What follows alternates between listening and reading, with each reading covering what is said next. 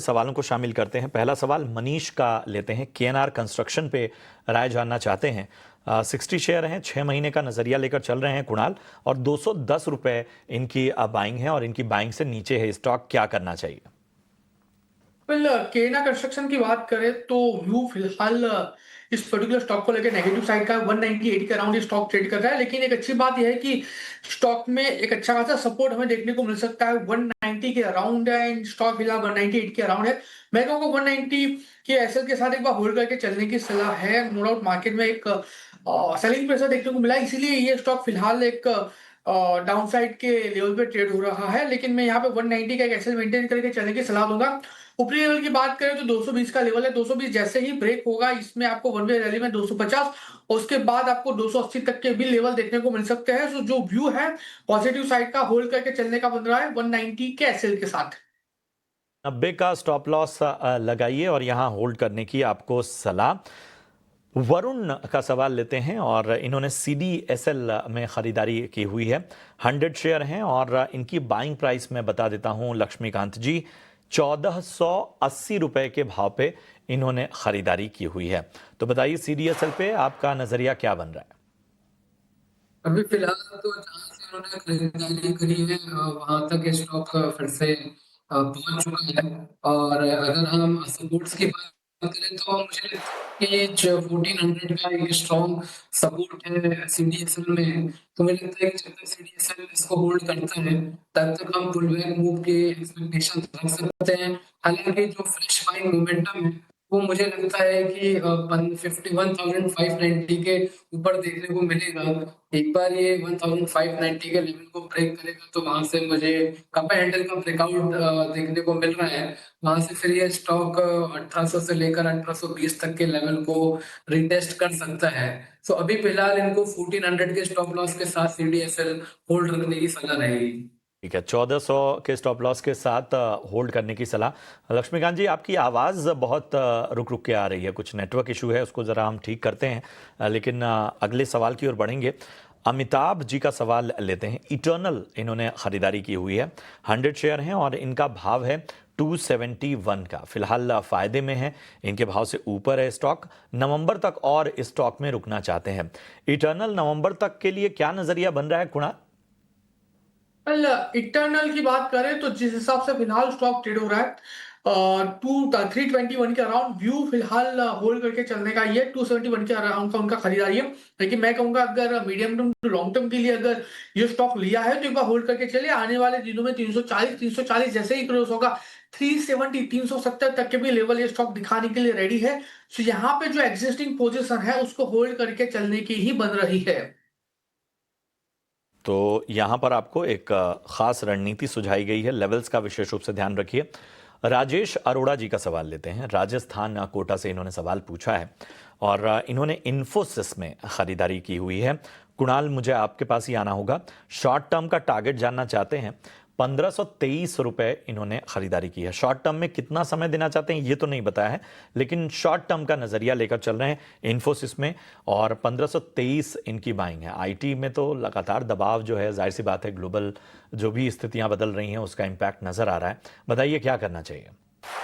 Well Infosys की बात करें 1448 के अराउंड आज के दिन में स्टॉक ने क्लोज दिया है और यहाँ से फर्दर गिरावट भी हमें स्टॉक में देखने को मिल सकती है 1400 के लेवल पे। ना फिलहाल शॉर्ट टर्म कहाँ तक उनको होल्ड करके चलना है वो क्लियर नहीं है। लेकिन अगर शॉर्ट टर्म की बात की तो 3 से लेकिन 6 महीनों की अवधि हम यहाँ पे पकड़ के चल सकते हैं। थोड़ा सा यहाँ पे मोमेंटम नेगेटिव साइड का है, 1400 तक के लेवल हमें स्टॉक पे देखने को मिल सकते हैं। लेकिन घबराने वाली कोई बात नहीं है, स्टॉक ऐसे में फंडामेंटली काफी अच्छा है। यूएस की वजह से एक यहाँ पे डाउनसाइड की मोमेंटम हमें स्टॉक में देखने को मिली है। लेकिन बहुत ही जल्दी यहाँ से भी हमें एक अच्छा खासा बाउंस बैक देखने को मिल सकता है, लेकिन थोड़ा सा वेट करना पड़ेगा। और मैं कहूंगा अगर 1400 का लेवल आता भी है तो आप वहां पे भी एक बार एवरेज करके चल सकते हो। आने वाले दिनों में 1540 जिस दिन क्रॉस होगा ये आपको वन वे डायरेक्शन में 1700 तक के भी लेवल दिखा सकता है। तो व्यू फिलहाल होल्ड करके चलने का ही है। 1400 के लेवल एक्सपेक्ट है, अगर ये लेवल आते हैं तो वहां पे भी आप एवरेज करके चल सकते हो। तो ये है राय आपको मिलती हुई। विनोद शर्मा जी का सवाल लेते हैं। Shipping corporation of India SCI पे राय जाना चाहते हैं और इनकी बाइंग प्राइस जो है वो 200 रुपए की है।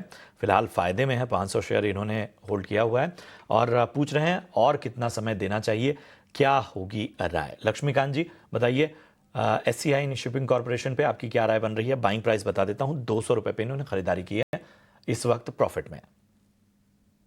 जी, काफी अच्छे लेवल से इन्होंने खरीदारी करी है। अभी 3 से 4 दिनों पहले यहाँ पर फॉलिंग ट्रेंड लाइन का ब्रेकआउट भी देखने को मिला था और वहां से स्टॉक ने अच्छे खासे हाई भी लगाए। 237 का हाई था डेली के चार्ट्स पर।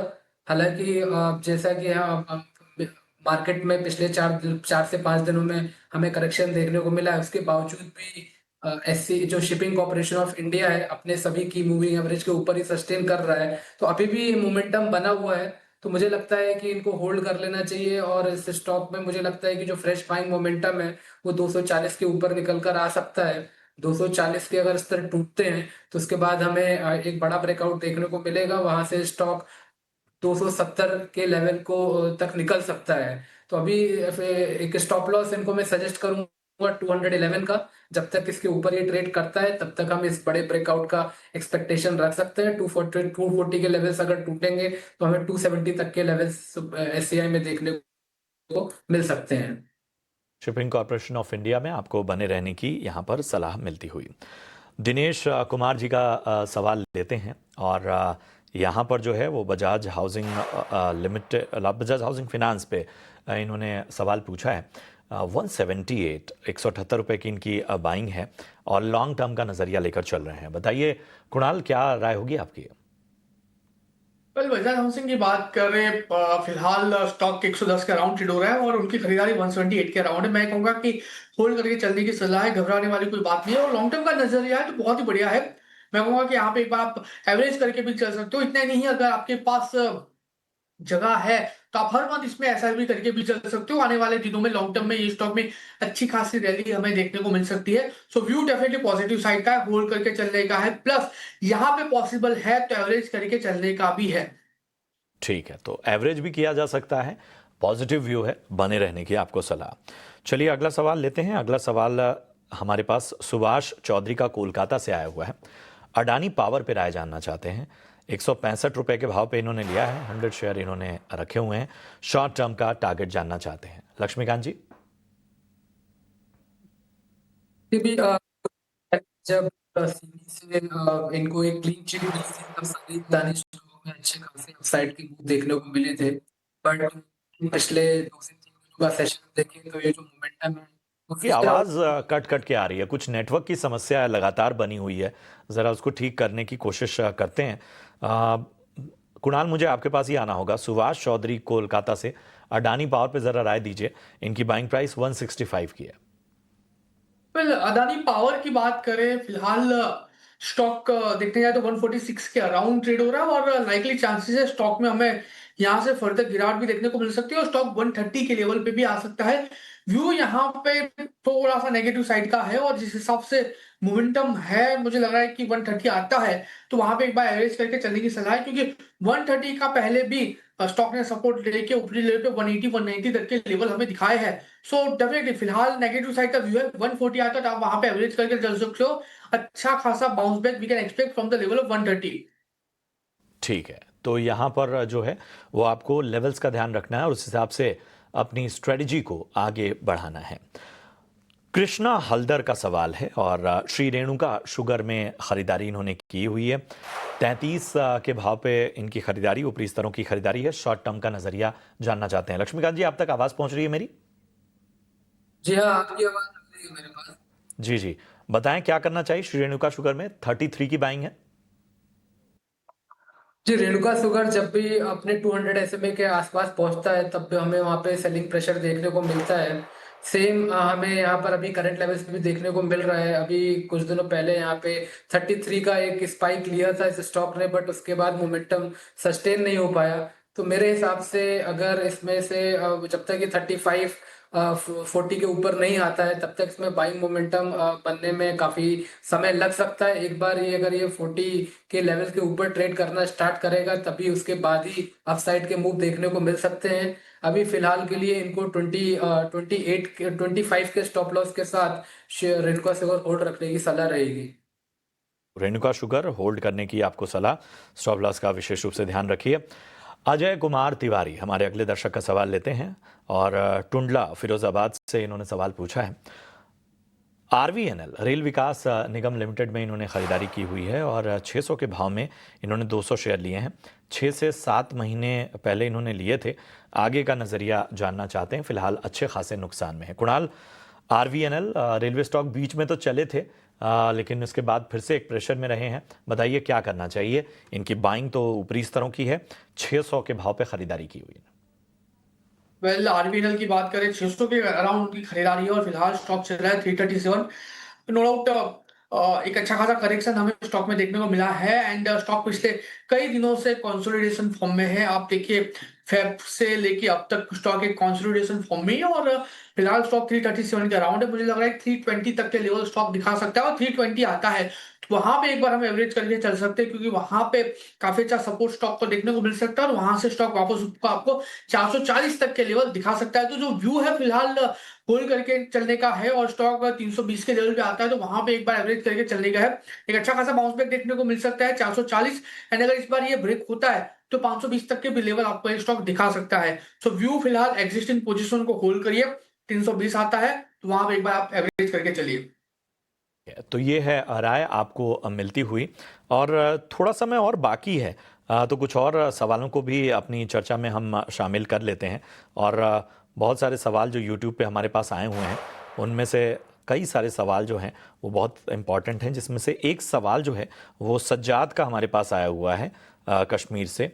और इन्होंने नहीं सज्जाद का नहीं, सोमेन दास का सवाल है। मारुति पर राय जानना चाहते हैं और 15,000 के लेवल में इन्होंने खरीदारी की हुई है।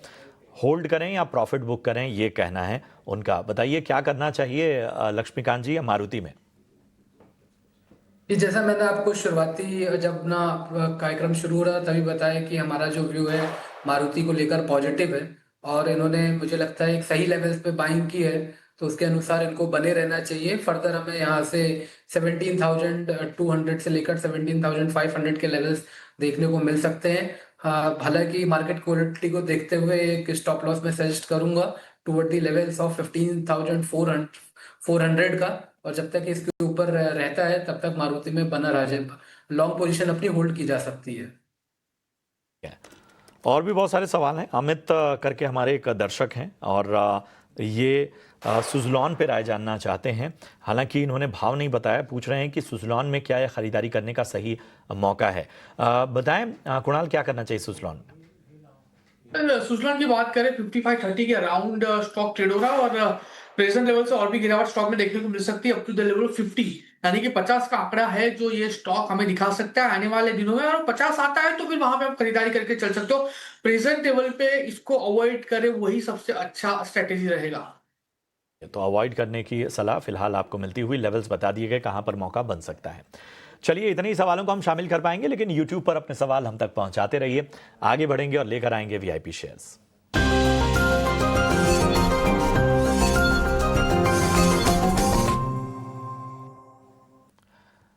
बताएं लक्ष्मीकांत जी, आपके रडार पे कौन से स्टॉक्स हैं। जी, इस बार हमारे रडार पर हिंद पेट्रो है। मार्केट में इतने बड़े करेक्शन के बाद भी इस स्टॉक अभी भी स्टेबल है और पिछले 3 दिनों से जिस तरीके से हमें पिछले 3 दिनों से पहले जब हमें ब्रेकआउट देखने को मिले थे और अभी भी वो जो ब्रेकआउट लेवल्स है वो बरकरार है, तो हमें लगता है कि आने वाले समय में यहाँ पर तेजी देखने को मिल सकती है। अभी फिलहाल ये इसको हमें बाय करना है 420 422 के आसपास और इसमें हमें स्टॉप लॉस रखना है 405 का, और जो अपसाइड के टारगेट निकल कर आ रहे हैं वो हमारे निकल के आ रहे हैं 450 के। तो ये है राय आती हुई लक्ष्मीकांत जी की तरफ से। कुणाल, आपके रडार पे कौन से स्टॉक्स हैं। दो स्टॉक है, दोनों खरीदारी करके चलने की सलाह रहेगी। सबसे पहला टाटा मोटर्स 678 के अराउंड का क्लोजिंग है, 655 का एसएल मेंटेन करके चलेंगे। 696 का पहला टारगेट वो ब्रेक होता है तो 725 के दूसरे टारगेट भी देखने को मिल सकते हैं। और दूसरा जो है वो एल&टी है, बहुत ही बढ़िया स्टॉक है। 3732 के अराउंड का क्लोजिंग है, 3630 का हम यहाँ पे एसएल मेंटेन करके चलेंगे। टारगेट की बात करें तो जिस हिसाब से स्टॉक फिलहाल ट्रेड हो रहा है उस लेवल से 3808 के पहला टारगेट हमें देखने को मिल सकता है। एंड अगर वो भी ब्रेक होता है तो स्टॉक में आने वाले दिनों में ऊपरी लेवल पे कहीं ना कहीं 3936 तक के भी टारगेट देखने को मिल सकते हैं। सो टाटा मोटर्स और एल दोनों यहाँ से खरीदारी करके चलने की सलाह है। सर एल पसंद आता हुआ कुणाल को। चलिए बहुत बहुत शुक्रिया करेंगे कुणाल, बहुत बहुत शुक्रिया लक्ष्मीकांत जी आपका भी चर्चा में जुड़ने के लिए और अपने तमाम दर्शकों के सवालों पर मार्गदर्शन देने के लिए। फिलहाल हमें दीजिए इजाजत, लेकिन आप देखते रहिए ET Now स्वदेश। नमस्कार।